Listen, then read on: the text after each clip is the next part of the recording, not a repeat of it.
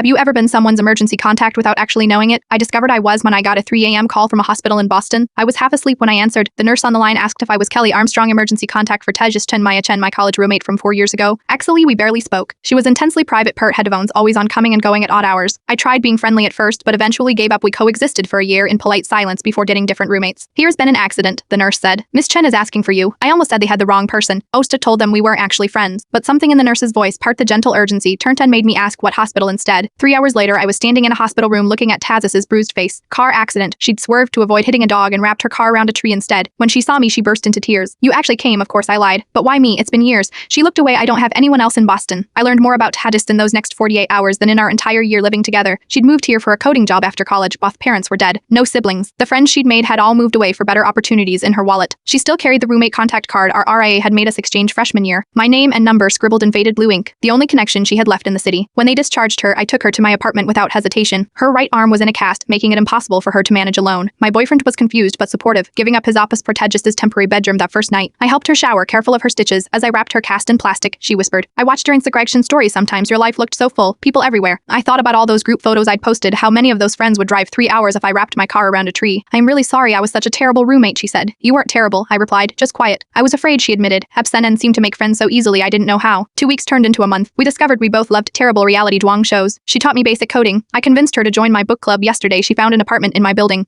She's meeting my friends for our weekly dinner this morning. I updated my own emergency contact. I crossed out my mom's distant phone number and wrote in Tabas's IDES. Sometimes the people who save us aren't the ones we expect. Sometimes they're the quiet girl from freshman year who we never really knew at all.